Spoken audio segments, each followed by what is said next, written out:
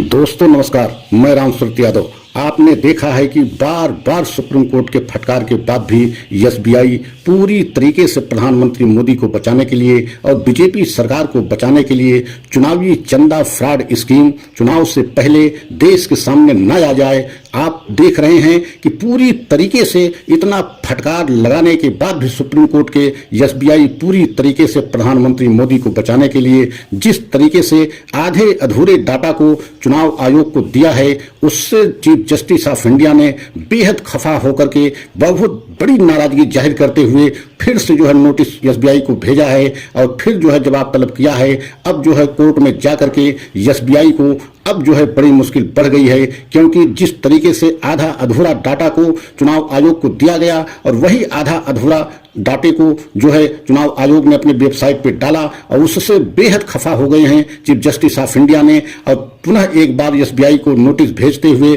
तलब किया है कि आकर के जवाब दें क्यों जो है आधा अधूरे डाटा को जो है चुनाव आयोग को दिया गया है। आपको ये बताना चाहते हैं कि 11 मार्च को 24 घंटे का समय देते हुए चीफ जस्टिस ऑफ इंडिया ने एक अल्टीमेटम देते हुए एसबीआई को कि अगर 24 घंटे के अंदर 12 तारीख तक आप पूरे डाटा को चुनाव आयोग को नहीं दिया तो आपके खिलाफ कंटेम्प्ट का मुकदमा चलाया जाएगा, अवमानना का मुकदमा चलेगा। लेकिन आपने देखा कि इतना बड़ा अल्टीमेटम चीफ जस्टिस के द्वारा और सुप्रीम कोर्ट के द्वारा दिए जाने के बाद भी एसबीआई ने जो डाटा दिया है वह आधा अधूरा डाटा दिया है। मतलब पूरा एक तरीके से इलेक्टोरल बॉन्ड की खरीदारी का पूरा डाटा दिया है और किस पार्टी को किस बॉन्ड के द्वारा कितनी रकम मिली है पूरा डिटेल नहीं दिया गया है। तो इससे ये पता ही नहीं चल पा रहा है कि किस पार्टी को कितना जो है चुनावी चंदा के द्वारा जो है एक तरीके से रकम मिली है, कितना धन किस पार्टी को मिला है।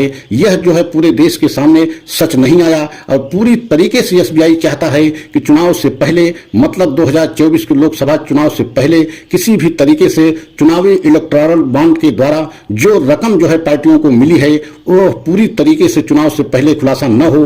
क्योंकि आप जानते हैं पूरा देश नहीं पूरा विपक्ष यह आरोप लगाता रहा कि चुनावी चंदा स्कीम के तहत बहुत बड़ा रकम जो है बीजेपी पार्टी को मिला है। लगभग 98% जो है चुनावी चंदा स्कीम के तहत जो पैसा मिला है वह बीजेपी को मिला है। और आपने देखा भी है किसी चंदे स्कीम को लेकर के जो सुप्रीम कोर्ट के एक बहुत बड़ा ऐतिहासिक फैसला आया था कि पूरी तरीके से यह चुनावी चंदा स्कीम असंवैधानिक एवं गलत है और उसी बात पर जो है पूरी तरीके से एसबीआई से डाटा मांगा गया। लेकिन एसबीआई समय पे डाटा दिया भी नहीं था और 11 मार्च के पहले एक आवेदन एक याचिका दाखिल करके जून तक के समय मांगा था। लेकिन उस पर अल्टीमेटम देते हुए चीफ जस्टिस ऑफ इंडिया और सुप्रीम कोर्ट ने 24 घंटे का समय दिया था कि आप 12 मार्च तक पूरा डाटा चुनाव आयोग को दें और चुनाव आयोग 15 तारीख तक जो है पूरे डाटे को अपने वेबसाइट पर डाले। लेकिन आपको यह बताना बहुत जरूरी है कि एसबीआई ने जो डाटा दिया वह आधा अधूरा दिया। उससे यह पता नहीं चल पा रहा है कि किस पार्टी को कितना चंदा मिला। सिर्फ यही डाटा एसबीआई ने दिया कि कितना इलेक्टोरल बॉन्ड खरीदा गया और कितना किस पार्टी को गया, यह उल्लेख स्पष्ट तौर से नहीं है। और सिर्फ इतना दिया है कि जिस तरीके से कितना इलेक्टोरल बॉन्ड खरीदा गया और वह भी 2017 से नहीं दिया गया, 2019 से दिया गया। तो आप समझ सकते हैं कि इस समय फिर से जो है एसबीआई को नोटिस जारी हो गई है।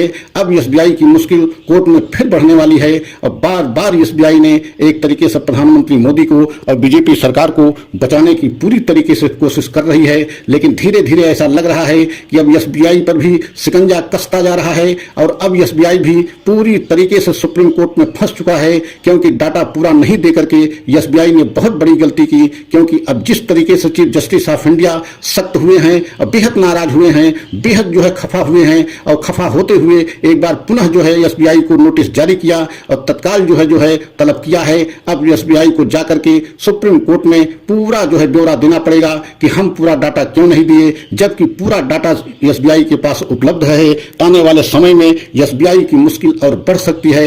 लेकिन आपको यह बताना बहुत जरूरी है कि अगर हमारा आपको वीडियो अच्छा लगा हो तो लाइक सब्सक्राइब करें, कमेंट के द्वारा अपनी राय हमें अवश्य दें। अगला जो है वीडियो की प्रतीक्षा करें, अगला वीडियो हम पुनः लेकर के आएंगे। जय हिंद, जय भारत।